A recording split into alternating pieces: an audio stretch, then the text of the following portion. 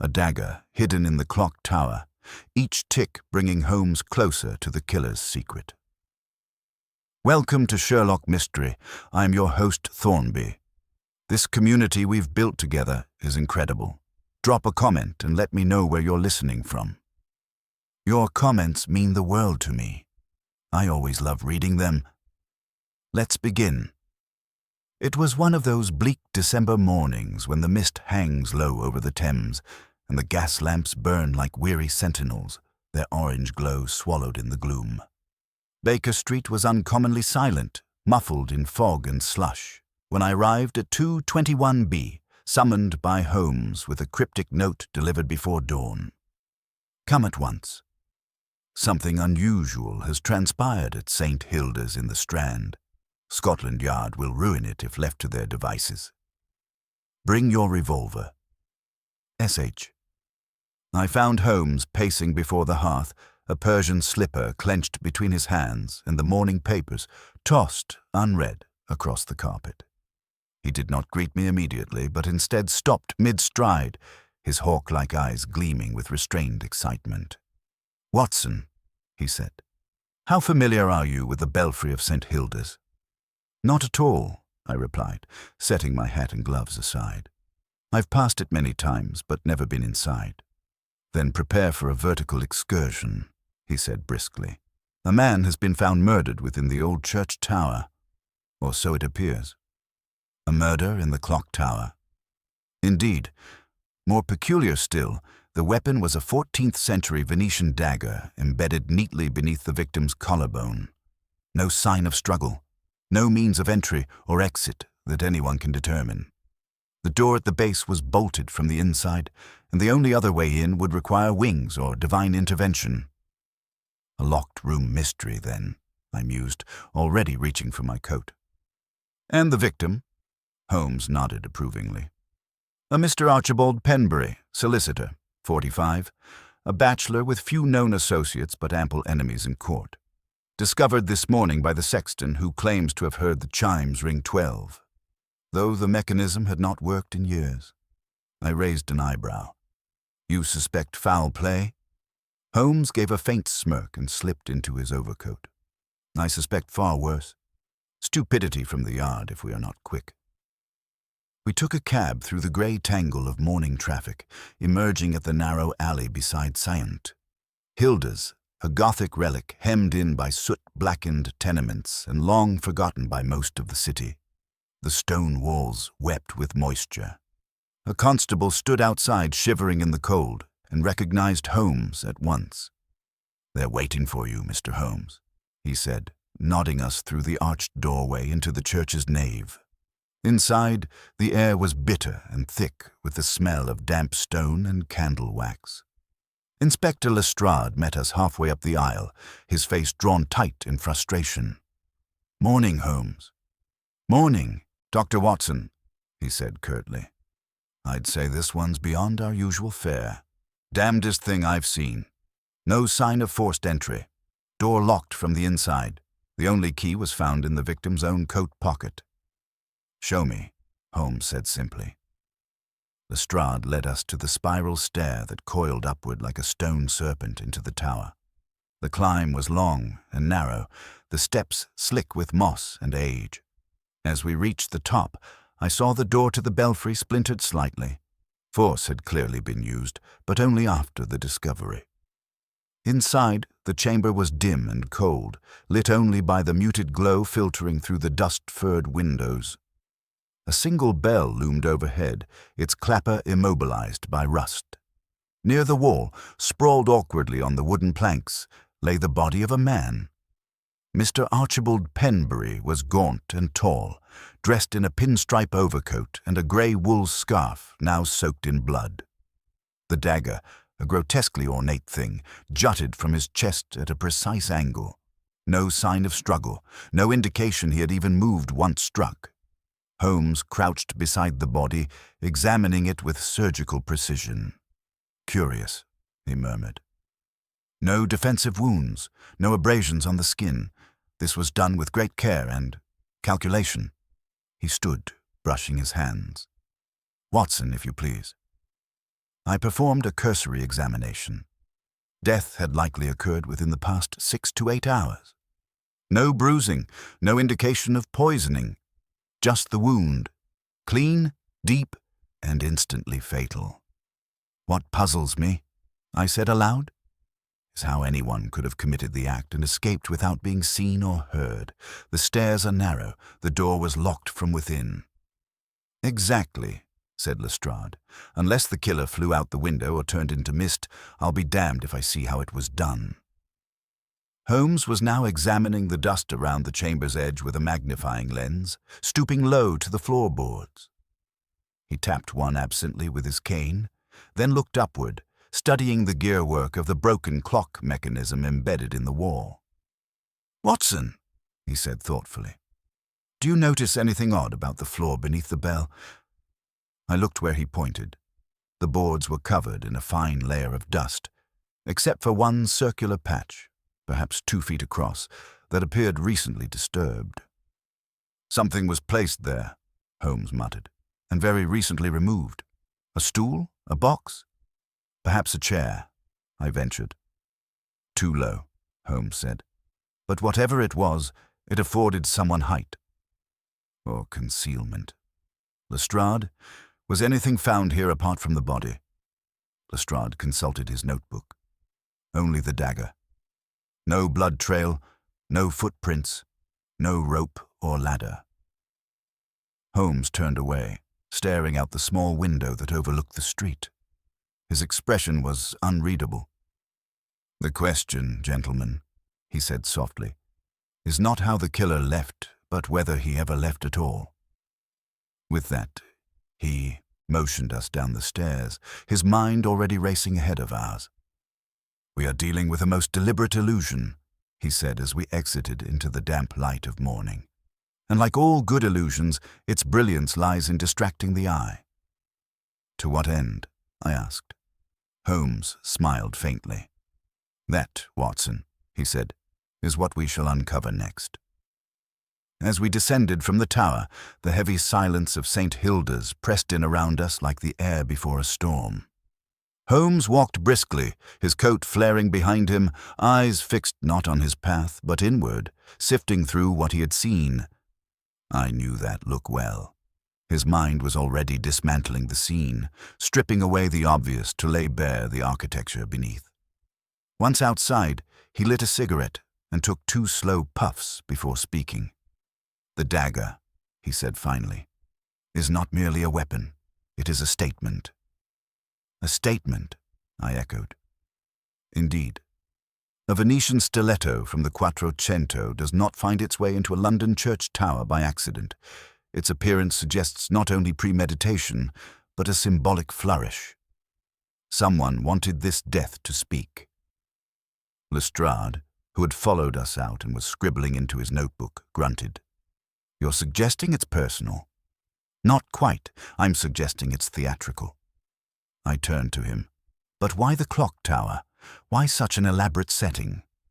Holmes exhaled, watching the smoke dissolve into the fog.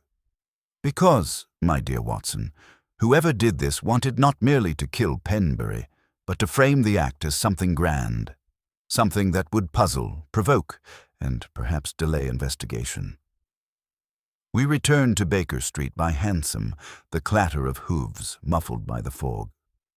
Holmes spoke little on the journey, but I could tell he was restless. As soon as we arrived, he flung off his coat, threw open his files, and retrieved a thick folder marked A.P. Penbury's initials. "You already have a file on him?" I asked, surprised. Holmes gave a short nod. "Penbury was once counsel to a client of mine, Lady Helena Farnsworth. A rather vicious case concerning forged documents, an inheritance dispute, and an attempted blackmail. I took little interest at the time, but I remembered the solicitor. Cold as an eel and just as slippery." He thumbed through the papers. "And here, yes, look at this." He handed me a letter, dated 3 years prior. It was a brief correspondence between Penbury and a London-based antiquarian named Alessandro Rossini. The content was terse, but one line stood out. If you cannot procure the blade by December, then the matter is void. I will not stake the entire agreement on a superstition. I read it twice. The blade, surely not the same dagger. I believe it may well be, Holmes said, tapping the edge of the paper. This is no common relic. Rosini was known for trading in obscure Italian weaponry, particularly ceremonial pieces associated with the condottieri. And if Penbury obtained such a piece, then it suggests he was either a collector of unusual taste or had reason to fear something that he believed could be warded off by old steel. A silence fell as we both considered that. Then Holmes strode to the window and stared down at the swirling fog. "I shall visit Mr. Rosini this afternoon," he said at length. "You, Watson, might pay a call to the sexton at St. Hilda's. His testimony about the bells may contain more than it reveals." "You think he's lying?"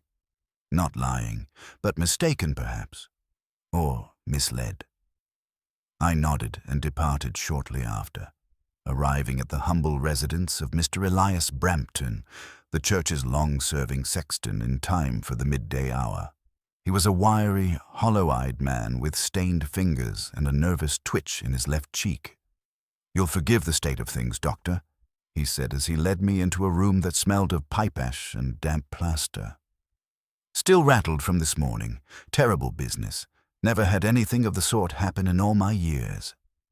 I assured him I understood and began my inquiry gently. "You were the one who discovered the body?" "Aye," he nodded, sipping from a chipped mug. "Went to light the incense, as I do every Sunday, and thought I'd take a look at the old bell works out of habit. Been doing it since '79, I have. Just routine. But as I reached the top, I heard, well, something odd." "What exactly?" He furrowed his brow. "It was the chimes. 12 strikes. Clear as any bell I've ever heard, only they shouldn't have rung, not for years. The weights were disconnected after the mechanism failed." "And you're certain it struck 12? "I counted, sir, loud and slow. 1, 2, all the way to 12. It gave me chills. That's when I found him, Penbury, just lying there, staring up like he'd seen the angel of death. I pressed him on the time. "You heard the bells at exactly midnight?" He hesitated. "Could have been a bit after. Wasn't looking at the clock, but the streets were empty and the fog was thick. Felt like the middle of the night." I made note of his uncertainty, thanked him for his time, and returned to Baker Street, where I found Holmes seated with a scrawny man in a worn Italian coat. The smell of parchment and aged leather clung to him. "Watson," Holmes said as I entered, "meet Signor Rosini." The antiquarian rose and bowed slightly. "It is a troubled pleasure, Doctor. I'd hoped never to speak of the dagger again." Holmes gestured for him to sit. "Tell Watson what you told me." Rosini licked his lips. "The dagger was one of a matched pair, forged in Venice around 1470. Used not for war, but judgment, duels of honor among secret magistrates. They were said to be cursed, of course. All such things are. Penbury bought it privately, in cash. He said he needed it to finalize a legal claim involving an old monastery estate near Trieste. Did he explain why? Number, but he was afraid, very afraid. When he collected the dagger, he looked over his shoulder twice before stepping out. I never saw him again." Holmes nodded, turning to me. "The picture sharpens. We have a dagger once used in ritual execution, a solicitor involved in foreign property disputes, a bell tower that strikes a phantom 12, and a body arranged with elegance, as if for display. You think the killer staged it deliberately to echo something ancient?" "I think," Holmes said, eyes gleaming, "that we are dealing not with a mere murderer, but with a student of theatre, history, and vengeance." "And what now?" "Now," he said, rising, "we pay a visit to Penbury's chambers and see whether his papers contain the final draft of this performance." He reached for his hat, and I followed, the fog thickening once more beyond the glass. Somewhere in that grey veil, I knew, the past was reaching forward with a dagger in hand. We arrived at Penbury's chambers just past 5 o'clock, the last blue light of the afternoon sliding behind the chimneys of Chancery Lane. The solicitor's office was housed on the third floor of a weathered building with a carved stone facade and narrow steps that groaned beneath our boots. A discreet brass plaque read, "Penbury and Clegg, legal advisers," though Holmes noted at once that no correspondence bore Clegg's name. He had either departed or never existed outside of illusion. A plump, anxious clerk named Mr. Hartley met us at the threshold, visibly unsettled by the events of the morning. Holmes offered a few courteous words, then moved swiftly past him, sweeping through the narrow reception hall with purposeful strides. The air inside smelled of old paper and dried ink, the scent of decades of disputes and silent compromises. "This way, gentlemen," Hartley murmured, unlocking a heavy door that led into Penbury's private office.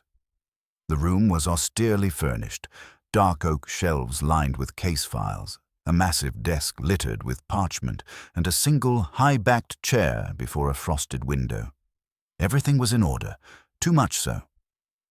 "Has anyone entered since the constables secured it?" Holmes asked without turning. "No, sir. Only myself and the yard. We haven't touched anything." Holmes made no immediate reply but moved around the room with a silent precision that unnerved even me.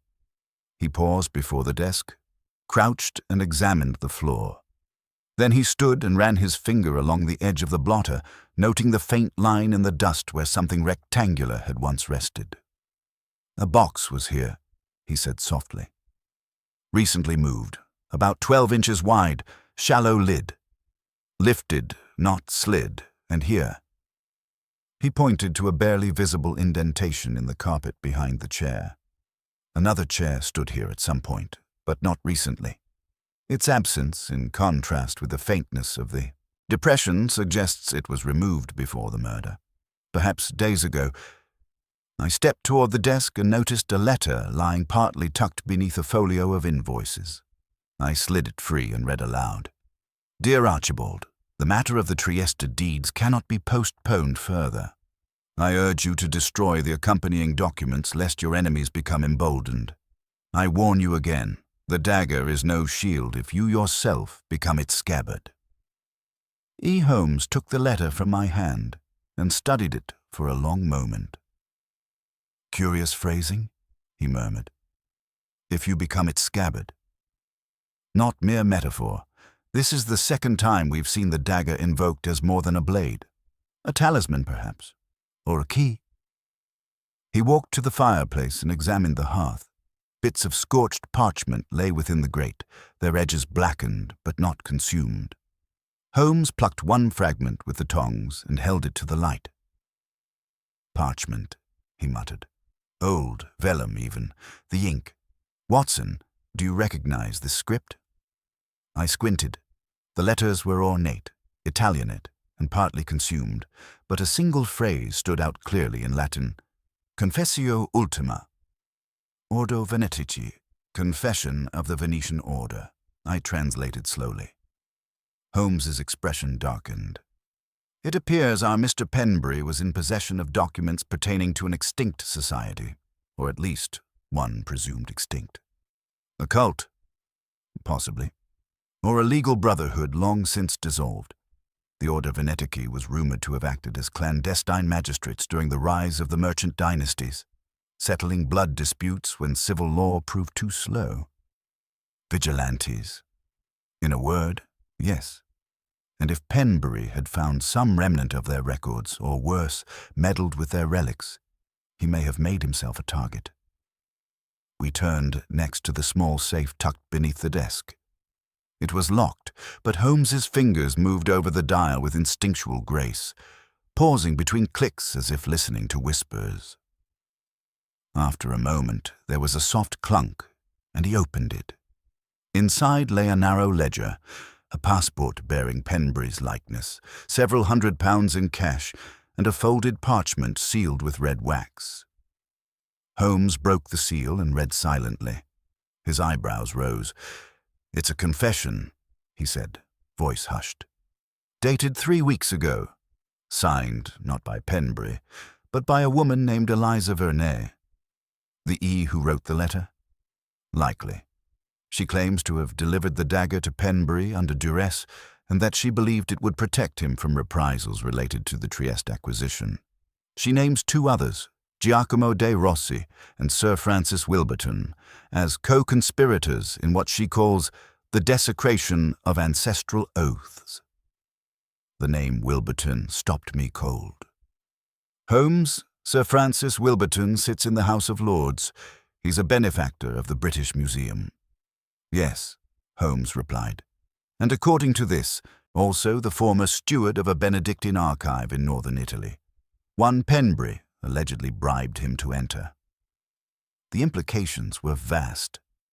If Penbury had indeed tampered with ancient documents, stolen relics, or participated in some kind of black market exchange involving historical artifacts, then the killing was not mere revenge. It was a message. Holmes turned the ledger and flipped through its pages. Halfway through, he stopped. Trieste, December 7th. Payment of £4,000 from V.D. I frowned. Another cipher. Perhaps, or initials, but the date is significant. December 7th, the very night before his death. I followed his thought. Whoever V.D. is, they either paid for the documents or for Penbury's silence. Holmes closed the ledger and stood in one swift movement. We must find Eliza Vernet. Tonight. How? She will not be in plain view, Watson, but men who smuggle history leave footprints in the dust. I suspect Rizzini may know more than he admitted. He flinched when I mentioned the order. As we exited the building, I could not help but glance over my shoulder, half expecting the silhouette of a dagger in the fog. Holmes, meanwhile, was already hailing a cab. To Rizzini's shop, he called, and if he is not there, then to the museum. Somewhere among the past's remnants, Watson walks the present's killer. We mounted the carriage, the city swallowing us once again, every lamplight a watchful eye. The cab rolled through the gaslit streets, wheels hissing on wet cobblestones, the fog curling through alleys like a living thing. Holmes sat opposite me, fingers templed beneath his chin, eyes distant and unfocused, a sure sign he was deep in calculation. I remained silent, reluctant to interrupt his chain of thought. When we arrived at Rizzini's shop in Fitzrovia, the windows were dark, and a sign on the door read, Chiuso fino a lunedì, closed until Monday. Holmes did not hesitate. He withdrew a set of delicate tools from his coat and worked the lock with effortless dexterity. Within moments, the door creaked open. We are pressed for time, Watson, he said. A few minutes' intrusion is preferable to another corpse. The interior of the shop was as we had last seen it, dusty, cluttered, and thick with the scent of age. Shelves groaned beneath old scrolls, ceremonial blades, fragments of armor, and gilt-edged volumes. Holmes moved swiftly past the front room and disappeared through a curtain into the back, where the dealer's private quarters lay. I followed to find him kneeling before a cabinet, drawers open, papers spread across the floor. He held one parchment up to the light. Inventory, he muttered. Receipts, acquisitions, customs forms. Ah, look here. He handed me a folded document stamped with a red sigil in the shape of a lion rampant. Eliza Vernet. Item Stiletto Veneziano, 15th century, transferred from Trieste via diplomatic courier. Date November 18th. Nearly 3 weeks before the murder. Holmes nodded. And she used her real name. Rizzini knew she was involved far more than he let on. A creak sounded on the stairs above us. Soft, but unmistakable. Holmes froze. Another creak. He motioned for silence, then stepped to the wall and doused the single lamp. We waited in darkness, breath low.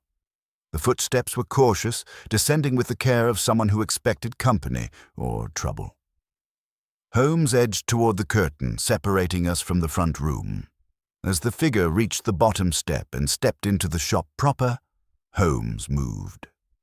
There was a rustle, a scuffle, and a startled yelp as he dragged the intruder through the curtain and into the back room. I struck a match, lighting the lamp again. Before us stood a thin, sharp-eyed woman of perhaps 35, with dark hair pinned tightly at the nape and a look of alarm that quickly gave way to defiance. "Eliza Verney, I presume," Holmes said calmly.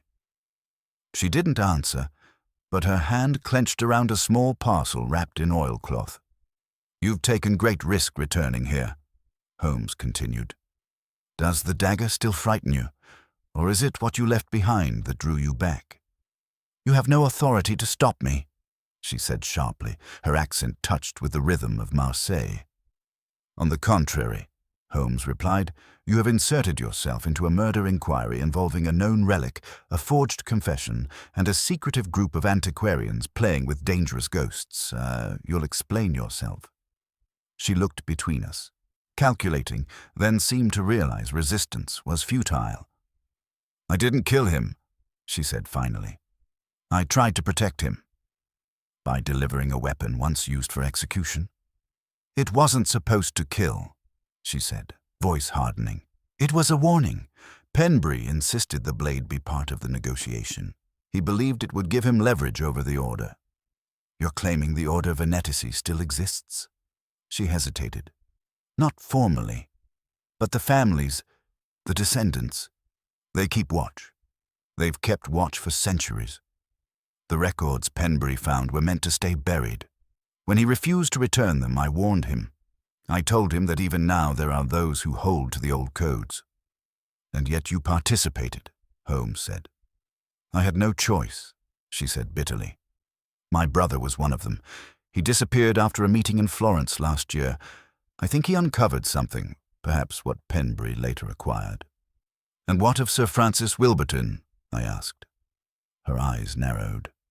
"A coward. He funded Penbury's expedition into the archive. But when things went wrong, when the monks found out what had been taken, he disavowed everything." Holmes moved past her and took the oilcloth bundle from her hand. Inside was a second dagger, nearly identical to the first, though its hilt bore a crack running the length of the onyx. "A pair," Holmes murmured. "You brought the twin. Why?" She didn't answer at first, then said quietly, "Because someone else is still out there. The first dagger was for Penbury. The second, I think it was meant for Wilburton." A long silence followed. "If that's true," Holmes said slowly, "we may yet be in time." He turned to me. "Watson, we must reach the Wilburton estate before midnight." "Eliza comes with us," I said firmly. "If she's right, he'll need more than the protection of Scotland Yard." Wilburton's estate lay in Hampstead, a grim Gothic pile set amid dark trees and a crumbling iron fence. The butler who received us was visibly shaken to see Holmes again, clearly recognizing him from a previous, likely unpleasant inquiry. "Sir Francis is in the library, sir, but he's disturbed. There have been letters, warnings. He's spoken of them all day." We found the baronet pacing before a low fire, a decanter in one hand and a sheaf of papers in the other. His face was pale, eyes red-rimmed with sleeplessness. When he saw Eliza, he went rigid. "You," he spat. "You were part of it." "She may be the only reason you're still alive," Holmes interjected smoothly. "Sir Francis, you must listen carefully. The dagger that killed Penbury was not random. It was deliberate, symbolic. The act was staged to mirror an ancient form of judgment." Wilburton sank into a chair. "You think I don't know that? I've received a letter every day for the last week, each one quoting the Order's old axioms, each sealed with wax and bearing no return." "You're not safe here," Holmes said. "Has anyone visited recently, unexpectedly?" He shook his head. "Only my valet. And the gardener." Holmes's eyes lit with sudden clarity. "Where is the gardener now?" "Gone, left this morning, said his sister had taken ill." "Then we are too late." Holmes crossed the room in a flash and flung open the door to the adjoining hall. There, slumped against the wood-paneled wall, lay the body of the valet, eyes wide in death, throat neatly slit. The house erupted into chaos. Wilburton recoiled in horror. Eliza covered her mouth with her hand. Holmes moved swiftly to the body, eyes scanning every detail. No sign of struggle. The blade was precise, clean. The killer was calm, focused. He stood and turned to us with grim resolve. He's in the house, and the second dagger has not yet found its mark. Then, like a man moved by clockwork instinct, Holmes stepped into the shadows, his voice low and cold. "This night," he said, "has one more hour and one more judgment to pass." The house was utterly still, the sort of silence that weighs heavy on the chest, each second drawn taut with unseen menace. Holmes motioned for me to extinguish the hallway lamps, leaving us cloaked in a darkness broken only by the flicker of the library fire. Sir Francis, now visibly trembling, clutched the armrest of his chair, while Eliza stood by the hearth, watching Holmes with an intensity that mirrored his own. "Watson," Holmes whispered, "lock the front doors." Quietly. "We must assume the killer is still within and knows every corner of this house. We shall narrow his options." I obeyed, padding down the corridor and drawing the great bolts across the entryway. When I returned, Holmes had vanished, though I knew better than to call out for him. Instead, I positioned myself at the top of the staircase, revolver drawn, eyes scanning every shadow. Eliza approached, her voice low. "He'll come for Wilburton. He must. There's no other reason to remain." "Unless," I said, "he means to vanish again, just as he did after Penbury." She shook her head. "Not this time. The order always delivered its final judgment. That was the law. It had to be done within 3 nights of the first. And this is the third." Just then, a floorboard creaked faintly on the level below. We both froze. Another creak. Slow, deliberate. I stepped back toward the stairs' edge, straining to peer down into the gloom. There was no movement, but a shape, perhaps a shadow among shadows, shifted near the base of the staircase. Then a voice floated up, cold, male, Italian in accent, though muted with time. "You desecrate oaths with ink and coin," it said, "but blood remembers." Wilburton let out a strangled cry from the library. I turned, ready to move, but Holmes appeared behind me, silent as a cat, placing a hand on my shoulder. "Wait," he breathed. "He expects panic. Give him ritual instead." And with that, Holmes descended. The stranger stood at the foot of the stairs, face shrouded in the hood of a long, dark cloak, one gloved hand glinting faintly with steel. He made no move as Holmes approached. "You're late," Holmes said, voice flat. The man tilted his head. "Only fools arrive early to death." Holmes gave a faint smile. A fair point. Though in this case, death may not come at all. The man's stance shifted subtly, his free hand tightening beneath his robe. "You interfere in affairs you do not understand." "I understand enough," Holmes replied. "The blade found Penbury, yes. But it found him staged, elevated, not discarded like prey. You seek symmetry, an act that recalls your father's. But you're out of time, out of place."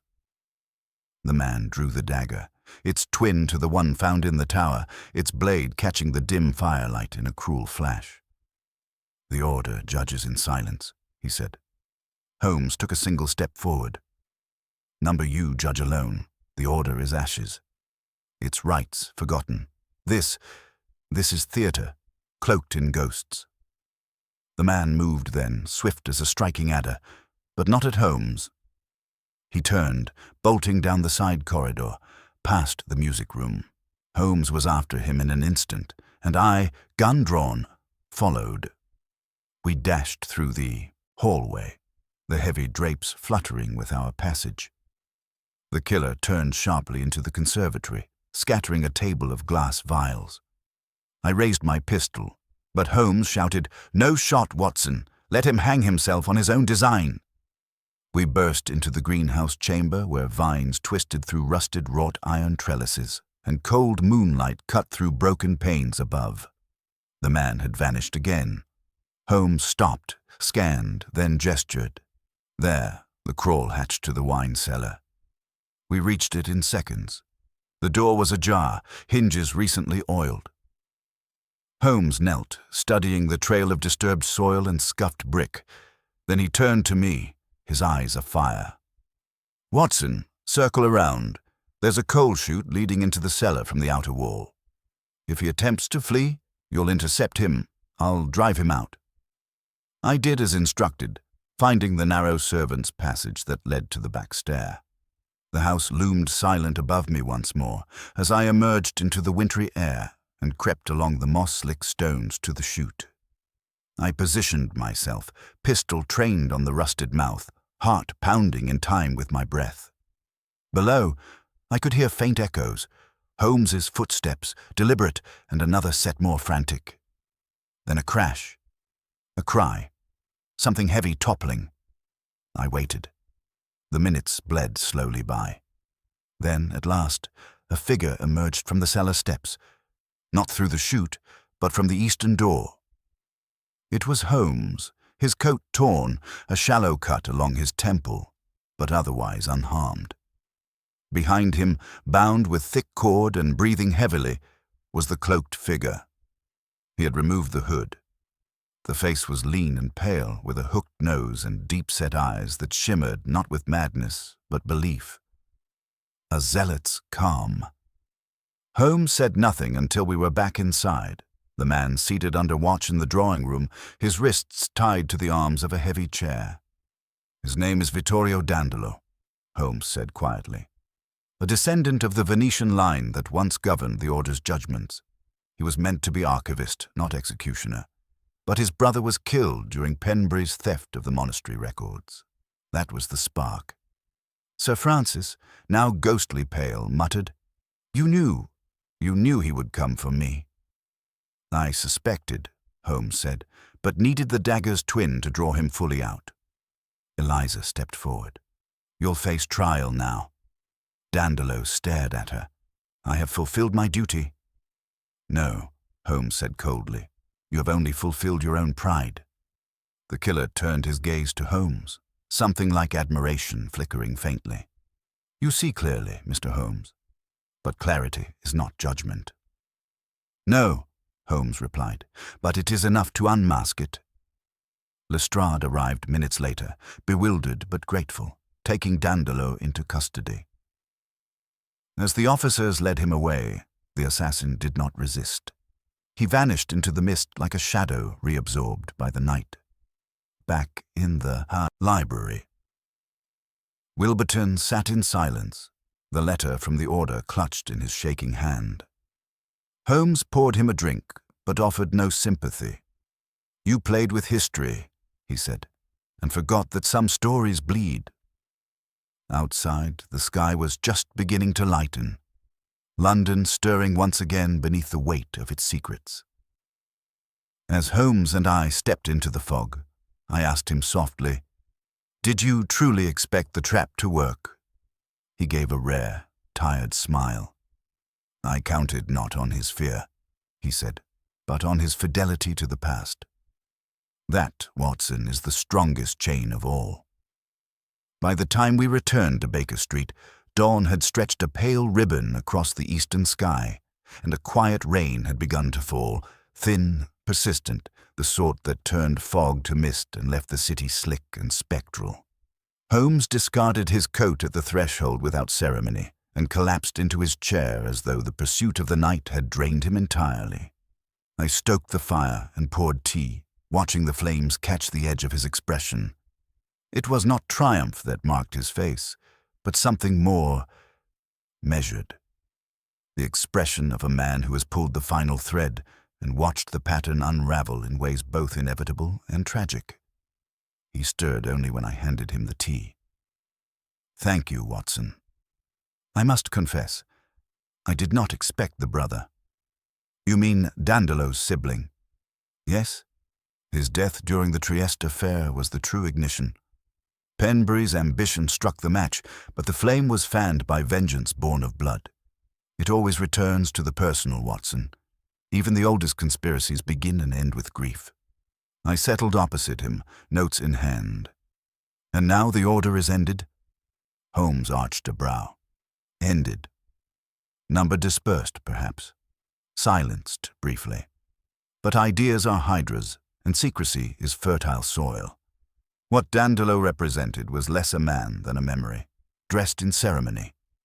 I pondered this for a moment. Then it's not over. It rarely is, he said quietly, staring into the fire. But it is contained. For now. We passed a few hours in exhausted silence. I dozed in my chair while Holmes leafed through the confession Eliza had surrendered earlier in the night. The streets beyond the window were stirring to life, the fog lifting enough to show pale shop fronts and bustling grocers. The world carried on, unaware how near it had come to yet another murder cloaked in ritual. It was near 11 when a knock came at the door.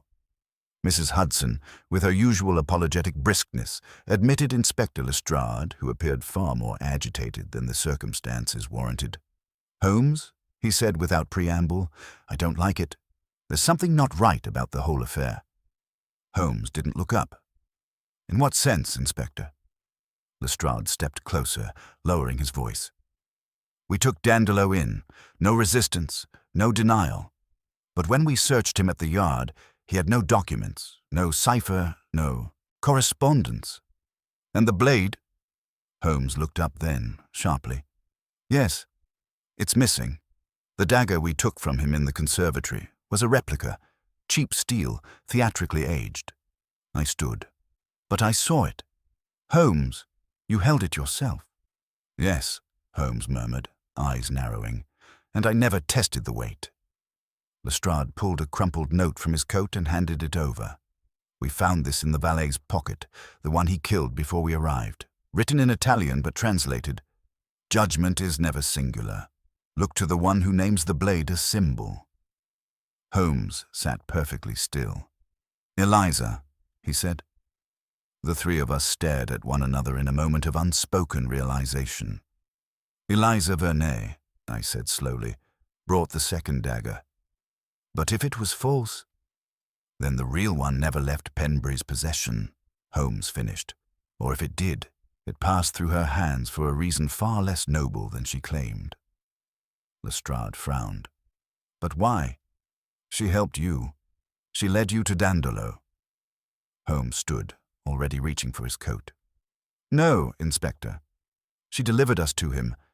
She played the part of informant to keep our eyes fixed ahead, never beside. Dandolo was a zealot, yes, but he wasn't the architect. He was a tool. And the architect is likely en route to Trieste," Holmes said grimly, "with the original dagger and whatever else Penbury acquired hidden among false ledgers and diplomatic channels."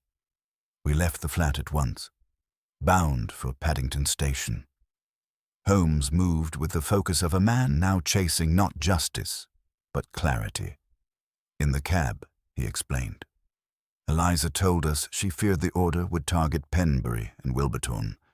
Convenient, yes, but who stood to gain the most from Penbury's silence?" I nodded slowly. She did. If Penbury revealed their dealings, her part in acquiring the dagger, whatever else they stole, she would be implicated. Precisely. But if Dandolo killed him, and she warned us too late, she not only cleanses herself of suspicion, but earns our trust. She then provides the second blade, ensuring the weapon is accounted for and eliminating the need to search further. All the while, the original vanishes with her.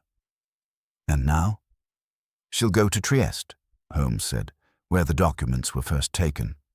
I believe she intends to sell them, to whom I cannot say, but someone with enough interest in the order's history to pay dearly." At the station, we inquired after passengers bound for the coast and learned that a Miss Eliza Vernon, her alias, no doubt, had boarded the 9:45 to Dover. The ferry to Calais would be her next step. We were too late to catch the train, but Holmes remained composed. She is no zealot, he said. She will need to pause. Regroup. A woman carrying stolen relics does not march into foreign cities without preparation. We will find her, Watson. But we must be precise. And then, quite unexpectedly, he smiled. Do you recall the ledger at Penbury's office? The entry, VD, £4,000.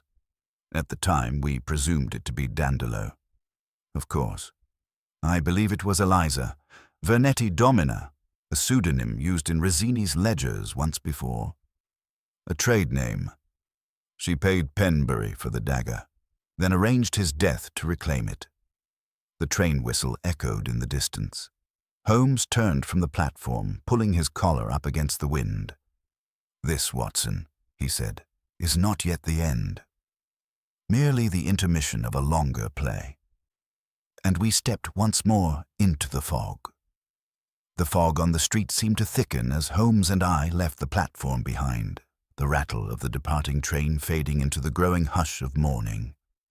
Holmes set a brisk pace, his coat whipping in the damp wind, his face all sharp angles and restless focus. I could see he was already assembling a new architecture of the case in his mind, the story shifting, its center of gravity moved. The hunt for Eliza Vernet had become not a matter of justice alone, but of restoring the very balance of truth which had been thrown off its axis by her cunning and our unwitting complicity. As we crossed the street to a waiting cab, Holmes muttered, "She plays a long game, Watson. She has always been 2 steps ahead. I imagine she's halfway to Calais by now, weighing which banker or collector she can most safely trust with the Order's secrets. And you truly believe she orchestrated Penbury's death, that Dandolo was only her weapon?" Holmes nodded, his eyes clouded but sure. "The evidence now sings, Watson. Consider her arrival at Rizzini's shop, conveniently timed for our own, her knowledge of the dagger's history, her willingness to lead us to Wilburton's estate. All of it staged, not to bring about justice, but to distract and buy herself a clear path to escape." I tried to reconcile the picture of the intense, haunted woman from the night before with that of a calculating architect, but she seemed afraid. Genuinely so. "She was afraid," Holmes said, "but not of judgment, of discovery. She feared the reach of the Order's true remnants, but feared even more that we might see through her performance. Fear, Watson, is as often the ally of deception as its undoing." The cab trundled through streets just waking to the day, wheels leaving slick tracks on the stones. Holmes's mind was a visible engine at work. Our next step must be to trace her network. She will not move without contact. No smuggler or black marketeer acts entirely alone. And we know she has used aliases before.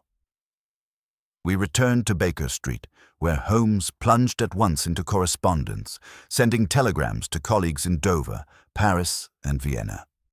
He wrote also to the port authorities at Calais, urging them to be watchful for a woman traveling under either Vernet or Vernon. While he worked, I reviewed our notes, cross-referencing names and dates, and it was not long before I found a curious entry in Penbury's ledger. "Holmes, look here," I said. "On the page after the £4,000 transaction, another sum, smaller, paid 3 days before his death, to a F. Riley, Marseille." Holmes's eyes brightened. "Riley, yes. An infamous facilitator for private sales of antiquities. He is known to use Marseille as a staging point for his clients. Eliza will not sell the dagger in London nor France. She will meet Riley in the south, where the scrutiny is less and the borders porous." He tapped his fingers. "There is a mail steamer from Calais to Marseille, but it departs only this evening.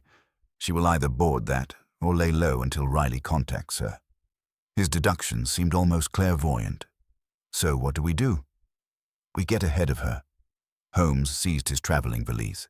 "The Orient Express leaves for Paris at 1. If we take it, we can reach Marseille before she and Riley have a chance to disappear. We must also send word to the French police. With luck, they will be willing to cooperate for once." Our journey by train was a blur of speed and nerves. Holmes spent the hours poring over his files on smuggling rings, noting all references to Eliza, Riley, and related sales. I could not help but feel the familiar thrill of pursuit, the stakes somehow raised by the strange, historical gravity of the objects at play. More than once I saw Holmes's eyes close, as though in pain. He had taken the events of Wilburton's house personally, perhaps because he felt manipulated, or perhaps because the tangled past had brushed closer to the present than he found comfortable. By the time we arrived in Marseille, the city was alight with gas lamps and the tang of salt and tar in the air. Holmes made straight for the port, dragging me through the maze of alleyways that clustered about the old harbor. He questioned a customs official in fluent French, his manner courteous but commanding. The officer frowned, consulted a list, and shook his head. No Englishwoman of note had arrived on the evening steamer, but a woman matching Eliza's description had reserved a room at the Hotel Saint Jacques under the name Elise 5. We hastened there, and Holmes instructed me to wait in the courtyard while he ascended. Minutes passed, long, tense. When Holmes returned, he was not alone. Beside him, handcuffed and ashen-faced, was a man in a shabby suit, his face familiar from old police sketches. Francis Riley. "She is not here," Holmes said quietly. "But he is, and he was waiting with passage papers for Constantinople, not Trieste. She means to take the Dagger beyond Europe, to vanish in the East." Riley was silent, but the flicker in his eyes told all. Holmes pressed him, first gently, then with cold steel logic. At last, Riley relented. "She told me to meet her at dawn, at the Place des Catalans, with 2 tickets for the steamer to Smyrna. She was afraid someone had followed her from London. Said she'd pay double if I could lose the tails." Holmes gripped my arm. "We have one chance, Watson. She'll appear before sunrise, dagger in hand. If we fail to intercept her there, she will be gone for good, and with her every answer this mystery holds." So in the final hours before dawn, we positioned ourselves in the shadows of the Place des Catalans. The sea pounded the rocks below, the lamps flickered, and all Marseille seemed to hold its breath. The city's first trams rattled far off as a cloaked figure approached the edge of the square, a small case clutched tight, her steps wary. Holmes rose, stepped forward into the misty light. "Enough, Eliza," he said, voice low. "No more running." She stopped dead. For a moment, I saw only exhaustion in her face. Then defiance, then something softer, almost regretful. "Why did you do it?" I asked quietly. She shook her head, voice barely a whisper. "Because history is never truly dead, Doctor. It waits to be sold, or avenged, or lost again." Holmes nodded, solemn. "You used us well, but you will not use this city." He extended his hand, and after a moment's hesitation, she handed him the case. Within lay the dagger, gleaming with a cold, old malice, the blade around which so many deaths had coiled. The French police, summoned in advance, stepped from the shadows. Eliza Vernet did not resist as she was led away, her head bowed, a single tear tracing the line of her cheek.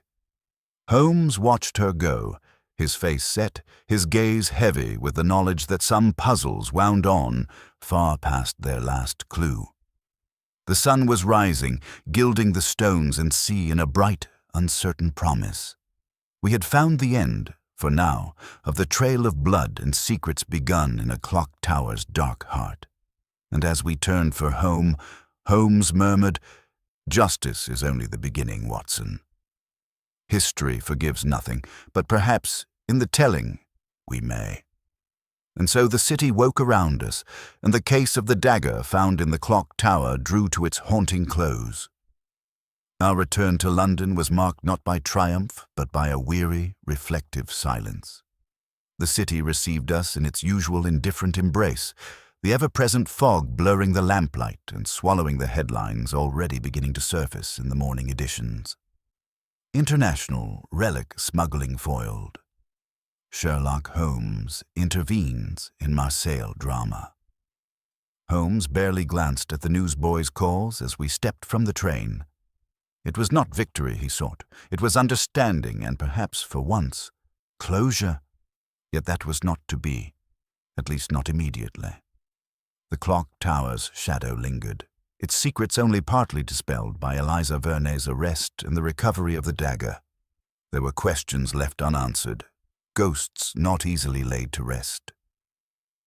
As we made our way back to Baker Street, I saw Holmes studying the city as though it might, in some turn of brick or fog, reveal one final, essential clue. Inside our rooms, he placed the Venetian dagger on his desk, regarding it with a wariness I had rarely seen. You see, Watson, how such objects become lodestones for tragedy. The blade was never truly a tool of justice, only of power, a relic sharpened by centuries of human failing. I watched as he wrote a meticulous letter to Inspector Lestrade, summarizing not only the details of Dandelot's plot and Eliza's deception, but emphasizing the chain of custody for the dagger. "It must go to the British Museum for safekeeping," he said, "and under no circumstances should it be displayed to the public. Curiosity is too easily kindled by shadows." He left the letter on the mantel and, for the first time in days, slumped into his armchair, eyes half closed, face illuminated by the soft glow of the coals. There was a heaviness about him I had seldom seen, a fatigue that went beyond sleeplessness. That evening, while Holmes dozed, I made my rounds in the city, consulting with Lestrade, answering the cautious inquiries of the Italian consulate, and relaying the barest facts to a clamoring press. When I returned, Holmes was awake again, a telegram open on his lap. "It's from Trieste," he said, handing it to me. "The local police found evidence at the old monastery, documents hidden in a crypt beneath the ruined altar. They matched the ledgers and maps I recovered from Penbury's office. The trail of theft goes back decades. Wilburton and Penbury were only the latest links in a chain stretching nearly a century."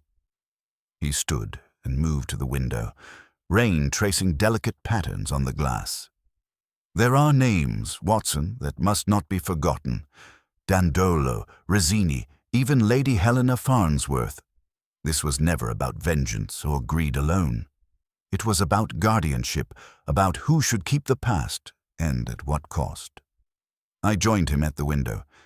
"Do you regret letting Eliza go to trial rather than something quieter?" He was silent for a time. "Number justice may be slow and clumsy, but it must have its day. Eliza is clever, resourceful, even desperate, but not evil. She played a dangerous game and lost, but she never struck a killing blow herself. I suspect the court will see her role for what it is, a desperate act to shield her brother's memory and to keep the Order's relics from men even more ruthless than she." The days passed, filled with small distractions, a case of stolen pearls in Knightsbridge, a midnight summons to Scotland Yard over a forger's cryptic confession. But the matter of the dagger returned to us before long, as these things so often did. One grey morning, a courier delivered a letter written in a familiar, slanted hand. Holmes read it twice, then passed it to me. "Monsieur Holmes, I am not your adversary, though I must be your opponent. History is not kind to those who expose it, nor to those who bury it. You have restored the blade to safekeeping, but I assure you, its story is not yet ended.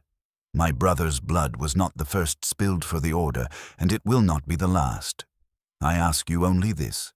When next you are summoned by a relic's shadow, look not only for the hand that wields it, but for the heart that remembers. Eliza Vernet in remand." Holmes was quiet for a long while.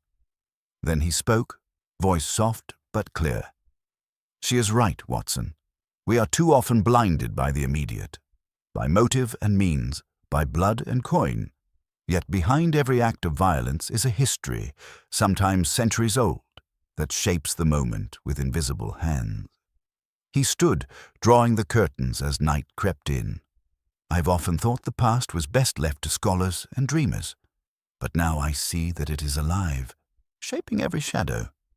The most dangerous relic is not the blade, but the memory it keeps alive.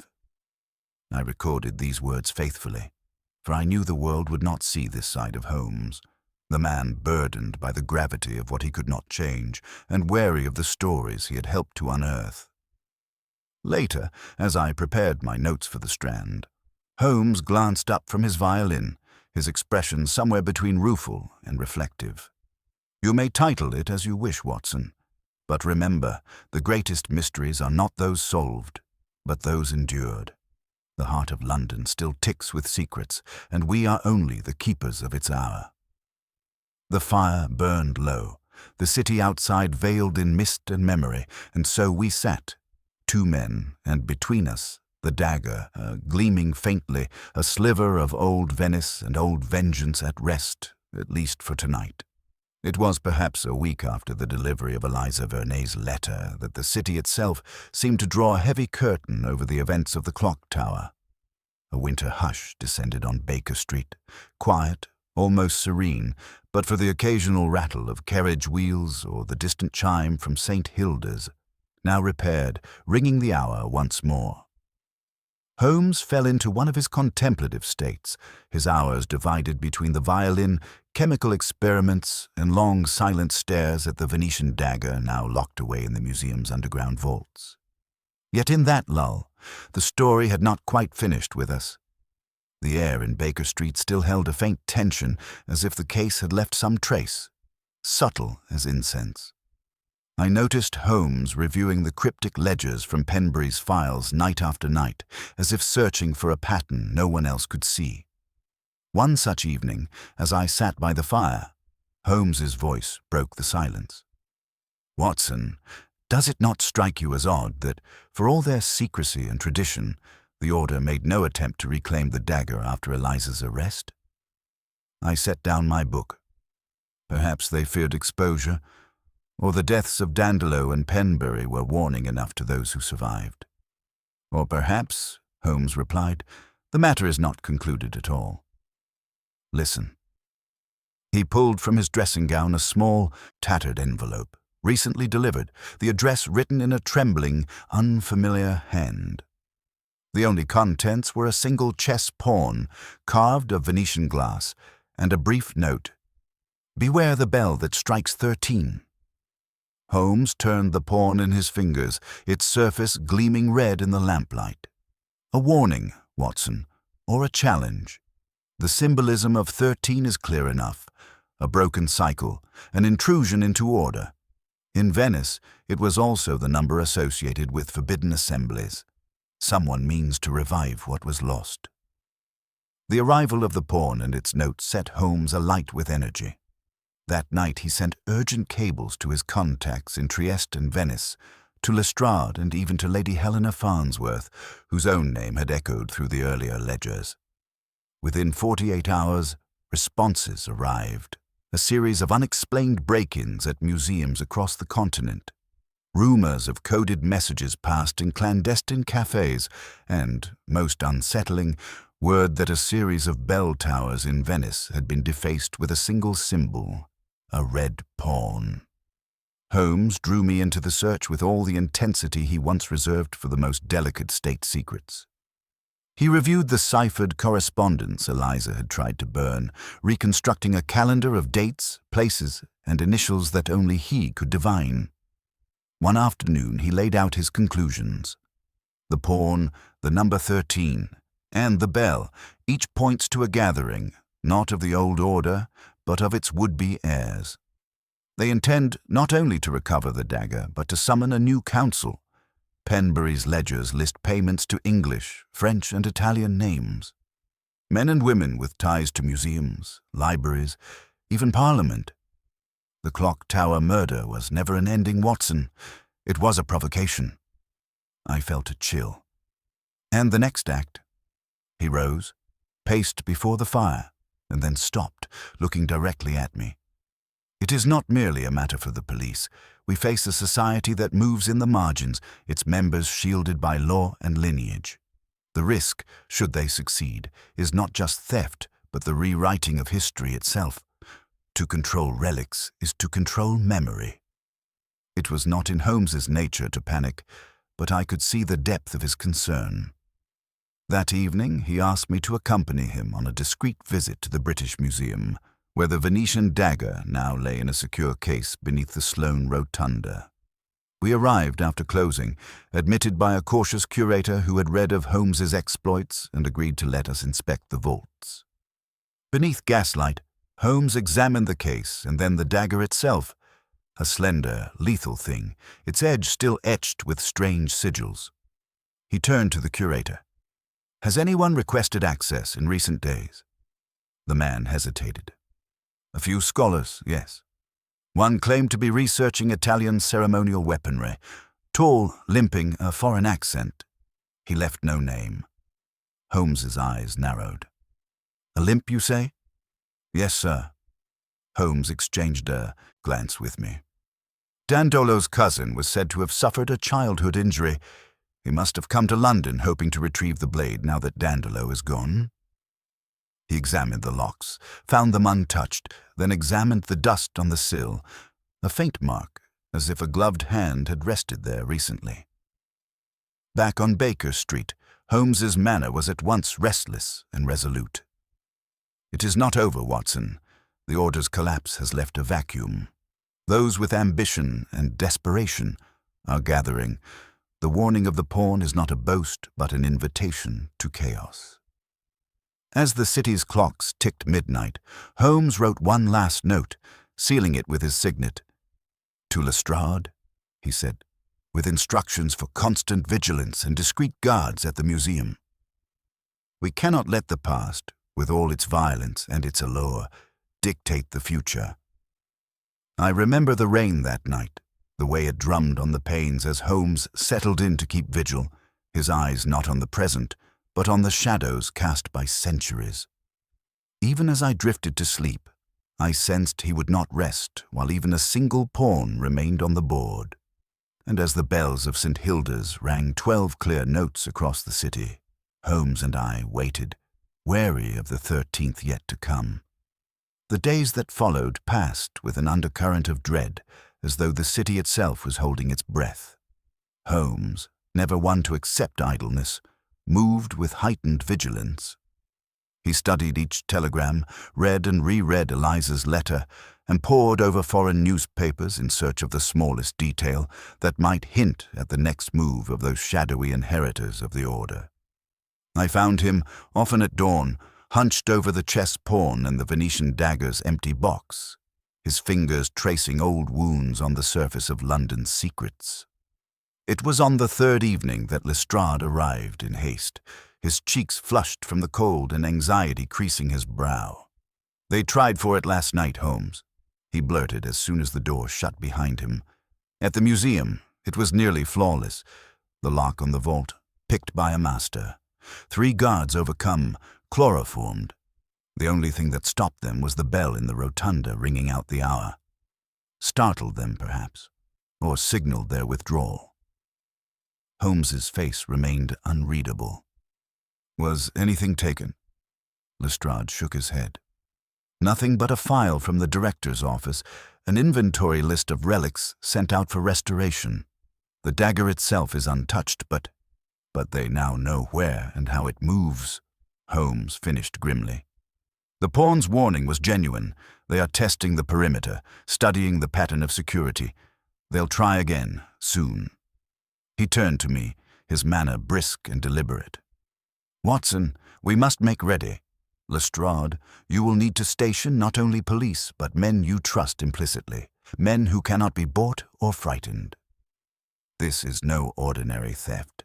These are men and women who believe themselves above the law, protected by secrecy and centuries of tradition." Lestrade nodded, determination settling in. "I'll see to it myself, Holmes." For the next 2 nights, Holmes barely slept. We haunted the reading rooms of the museum after hours, patrolled the vault corridors, and watched for any sign of the limping stranger.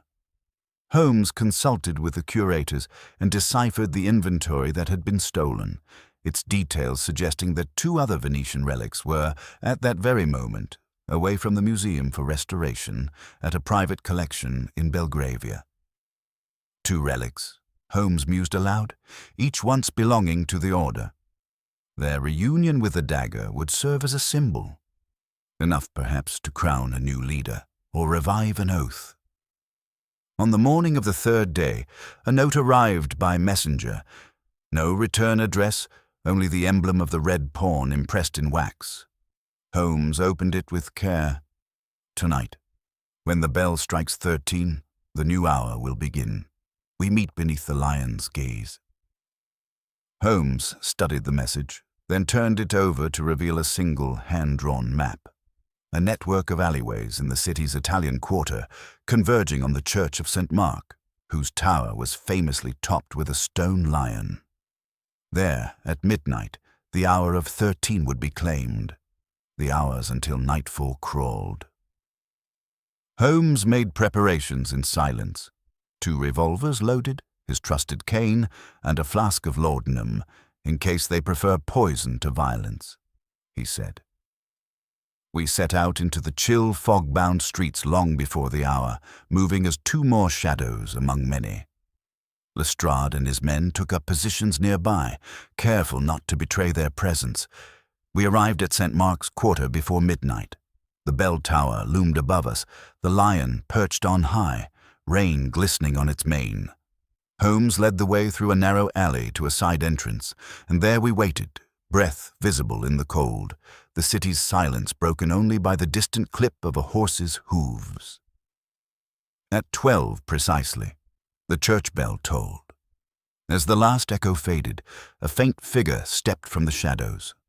A tall man, his gait halting, a scar visible beneath the brim of his hat. Holmes stepped forward. Dandolo's cousin, I presume. The man's lips curled in a humorless smile. Holmes, you have meddled long enough. Others appeared. A half-dozen, men and women, their faces obscured, each bearing the symbol of the pawn in red. The cousin spoke, his English clipped by a Venetian accent. The old order is dust. We gather to shape a new one. The blade will be the bond. He produced a reliquary box, opening it to reveal not the stolen dagger, but the 2 Venetian relics, a ring and a seal, each set with blood-red glass. You do not possess the dagger, Holmes observed, voice calm. Without it, there is no bond, only another shadow passing over history. For a tense moment, the cousin's hand wavered. We will have it, one way or another. A shape shifted behind us. Lestrade, his revolver drawn. Not tonight, Signor. It happened quickly. The cousin drew a blade, a 3rd Venetian stiletto, this one unfinished, its hilt marked by a raw edge. Holmes's cane lashed out, knocking it from his hand. Lestrade's men rushed in. The group scattered, some vanishing into the warren of streets, others seized in the gloom. The cousin, cornered, glared at Holmes. The bell will strike 13 again, Englishman. You cannot silence the hour. Holmes said nothing, only met his gaze with implacable resolve. By dawn, the police had the relics, and the cousin was in custody. We returned to Baker Street, exhausted but certain that, for this night at least, the clock's dark chime had been held at bay. Holmes set the pawn on the mantel beside his violin and turned to me with the faintest smile. The 13th hour, Watson, comes to all of us. Sooner or later, but not today. He sat, fingers steepled, watching the dawn as it crept across London's rooftops, the city once more breathing in its sleep. And for the first time in many days, Holmes allowed himself to rest. For several days after the confrontation at St. Mark's, Holmes existed in a state of rare, contented quietude. The Venetian dagger, now securely returned to the museum and joined by its sibling relics, seemed at last to rest without the pull of further blood or ambition. The headlines, which had blazed so feverishly the previous week, faded from the front pages, replaced by more palatable crimes and municipal squabbles. to the public, the matter was closed. The red pawn vanished into rumor. The 13th bell passed into myth. Only Holmes and I, and perhaps those still nursing old allegiances in the dark, understood just how close London had come to another long night of ritual and violence. Holmes spent his hours in the bow window, the chess pawn perched beside him as if meditating on the games men play and the risks they invite. He received few visitors except for Lestrade, who appeared one morning in a mood both grateful and unsettled. "You have a gift for drawing out devils, Holmes," Lestrade remarked, sipping Mrs. Hudson's tea, "and for trapping them. There's talk of a commendation from the Home Office, if you'll accept it." Holmes waved the idea aside. "Let them keep their ribbons, Lestrade. What matters is that the blade, the seal, and the ring are now beyond the reach of those who would misuse them." Lestrade's relief was obvious, but he hesitated before departing. "One thing bothers me, though. Penbury's ledgers. There are names, connections. Some of those people are still in high places." Holmes's eyes flickered with a brief, almost predatory light. "That ledger is safer in your hands, Inspector. But remember, shadows cast by the past can be long.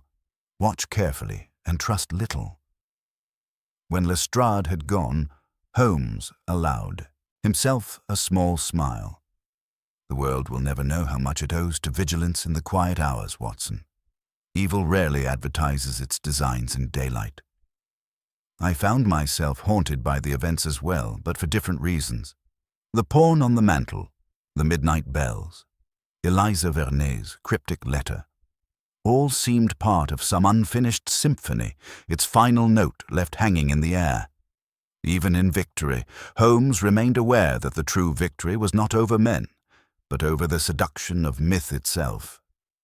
It was in the hush before dawn on a drizzly Saturday that the story reached its final cadence. A knock came, soft, persistent.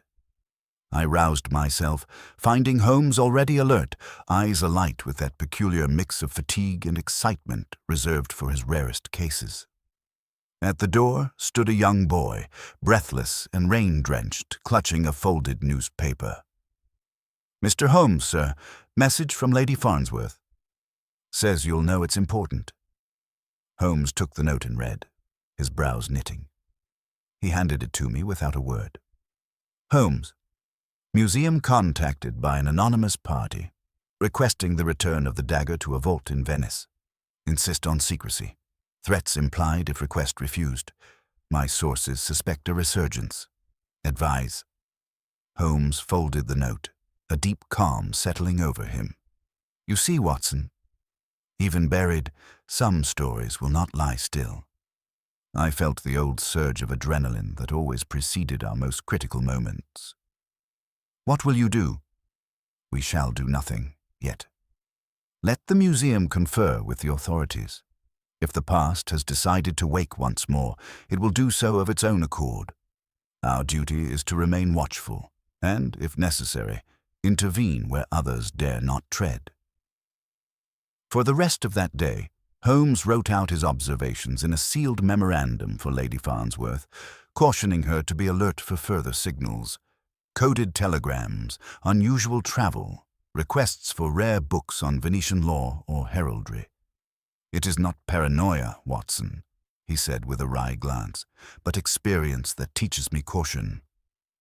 I nodded, reflecting on the restless balance between vigilance and peace, between the hush of the present and the insistent clamor of history. The pawn, I realized, was more than a warning.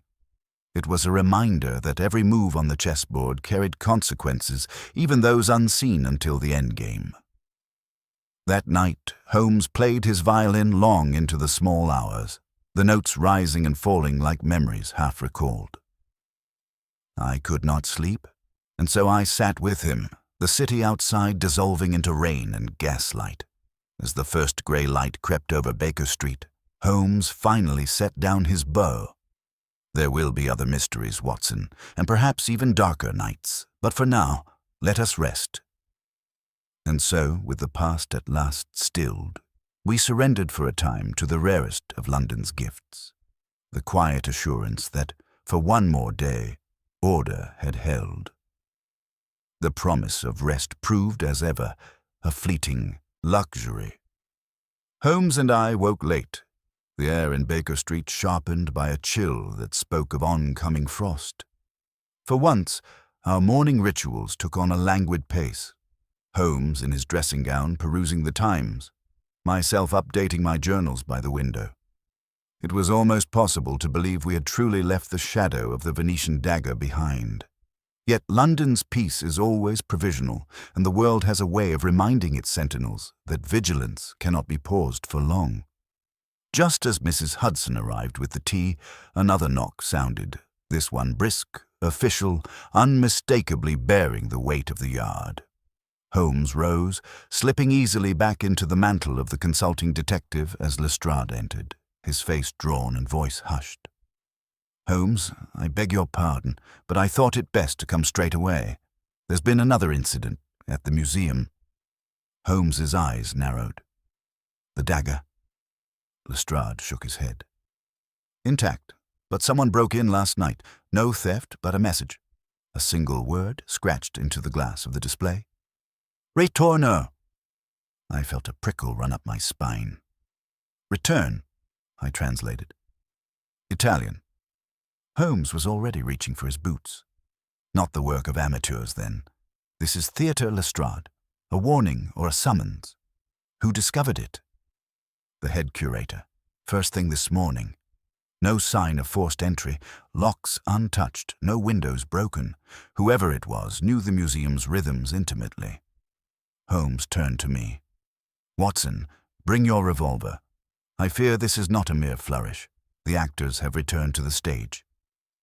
Within the hour, we were moving through the hallowed halls of the British Museum, the ancient air now tinged with anxiety. The Venetian dagger still lay within its glass coffin, silent and enigmatic, but the word ritorno shimmered on the pane, etched with diamond or steel. Delicate but unmistakable. The relics beside it, the seal and the ring, were untouched. Holmes bent close, his breath fogging the glass as he studied the word. Too fine for a common blade. Someone used a jeweler's tool, knew how not to trip the alarms or leave a mark on the case. The message is for us, not the world. Lestrade hovered behind us, uneasy. Should I call for round-the-clock guards? Holmes shook his head. That would only invite more elaborate games. No, set a discreet watch, yes, but keep the news from the papers. We must not feed their sense of performance. Whoever did this wants an audience. He examined the security logs, noting that the only unusual entry was the arrival of a cleaning woman whose name did not match the regular staff. No one had challenged her. She wore the correct uniform, carried the right keys. She had been seen, briefly, by a night porter, but had vanished before the shift ended. Holmes pressed the porter for a description. Petite, Italian perhaps, dark eyes, carried a heavy cloth bag and never once removed her gloves. Holmes straightened, the gears of deduction already turning. Eliza Vernet, he said almost to himself, or someone acting at her behest, but why return now, and why leave the blade behind? We left the museum, the word ritorno echoing in our minds. Back at Baker Street, Holmes set to work assembling a timeline, cross-referencing every movement of the Order's surviving members, reviewing all recent correspondence, and dispatching telegrams to Venice, Trieste, and the Paris Sûreté. I sat with him long into the night, the silence broken only by the scratch of his pen and the ticking of the clock on the mantel. At last, as dawn threatened, Holmes spoke. The theft was never the endgame, Watson. Nor was vengeance. The Order, or whatever remains of it, wants recognition. Return is a call to arms, a declaration that their story is not yet concluded. The blade itself is irrelevant now. It's the idea of the blade that matters, the symbol, the myth reborn. I was struck by a sudden chilling thought. If they mean to reassemble, to begin anew, what better place than London? What better lure than the city that has already played host to their secrets? Holmes nodded grimly. Precisely. I expect more messages. More ritual. They mean to test our vigilance and perhaps our resolve. He turned, his eyes as clear and cold as the morning itself. We are not yet finished, Watson. The hour of the 13th bell may have passed, but the echo lingers, and it is not in the Order's nature to fade quietly into the past. There was no bravado in his voice, only the acceptance of a man who knows that certain stories choose their keepers and that he is fated to play his part, however many acts remain. As the sun finally rose over Baker Street, painting the city in fragile gold, I realized that our long vigil was far from over. The Venetian dagger lay safe for now, but its shadow had grown, a shadow that stretched from the ancient towers of Venice to the heart of London, and from the silence of history to the restlessness of the present. Holmes, sitting by the window with the pawn at his side, looked out on a world still ruled by memory and ambition, and I understood that as long as men clung to their myths, there would always be a case, a secret, and a watchman ready to answer the call. A fortnight passed, tense with the anticipation of further provocations. Yet as the days slipped by with no fresh outrages, no thefts, no break-ins, no midnight bells, the city's anxious vigilance began to settle. Holmes, however, grew only more introspective. He had taken to long walks at dusk, moving through London's shrouded squares and echoing arcades, ever alert for a signal from the Order or its mysterious survivors. It was on such an evening, as the first sleet of December slanted across the street lamps, that the case finally revealed its last, elusive turn. Holmes and I had returned late to Baker Street, the mist clinging to our coats, when we found a small, unmarked parcel left on the threshold. Holmes examined it carefully for traps, but it contained only a thin sheaf of papers, a velvet pouch, and a single unsigned note. The blade returns, as does its secret. Let the hour pass in silence. No pawn need move again. Within the pouch was a signet ring, identical to the one once stolen, but of subtly different make. Holmes studied the seal, then rifled through the papers. His eyes widened as he read. Then he passed them to me without a word. They were letters in the hand of Sir Francis Wilburton, written years before. In them, he confessed not only his part in the thefts, but his role in orchestrating the rise and fall of rival claimants to the Order, playing both sides, engineering murders and betrayals, always to maintain control of the Venetian relics. The final letter, however, revealed a twist even Holmes had only suspected. It was never the relics, nor the blood.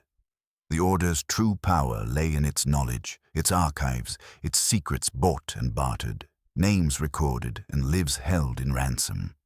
The dagger was a lure, a distraction for the uninitiated. The true inheritance passes, always, in silence. Holmes sat back, exhaling softly. There it is, Watson. The real legacy was never a blade or a bell, but information, blackmail, secrets, and the silent threat of exposure. Wilburton played a dangerous game to keep himself at the center of the web. When he sensed the net closing, he surrendered the evidence that would break the cycle. I nodded, a chill running through me. So the Order's final act was not violence, but surrender. Holmes's expression softened. Self-preservation, perhaps. The pawn's last move is not to attack, but to step aside. Whoever left this package wishes the cycle to end, at least for now. They see that, with Wilburton's secrets revealed, the old guard will have no leverage left. The following day, Holmes and I delivered the evidence to Lady Farnsworth and Lestrade. An inquiry followed. The remaining conspirators, those whose names appeared in Wilburton's letters, were quietly removed from their positions of influence. Eliza Vernet, upon learning of the Order's final dissolution, gave a statement that revealed her true motives. Not vengeance, nor even ambition, but the hope that by scattering the Order's relics and exposing its secrets, she might finally lay her brother's memory to rest. The Venetian dagger, the seal, and the ring were each entrusted to different museums, their provenance published openly. The myth had lost its shadows. The relics, divorced from secrecy, were now only history. On a quiet evening some weeks later, Holmes and I sat by the fire, the city calm at last beyond our windows. "You see, Watson," he mused, "even the most elaborate puzzles may end not in confrontation, but in revelation. Sometimes the greatest triumph is not to win, but to remove the very board on which the IT game is played." I recorded his words, reflecting on all we had seen: death, deception, devotion, and at last the surrender of power. Holmes raised his glass, a rare gesture, to endings, old friend, and to the wisdom to recognize them. I joined him, and together we watched the London night, peaceful and untroubled, as though it too understood that some mysteries, once solved, are best left to rest in the silent vaults of history. The end.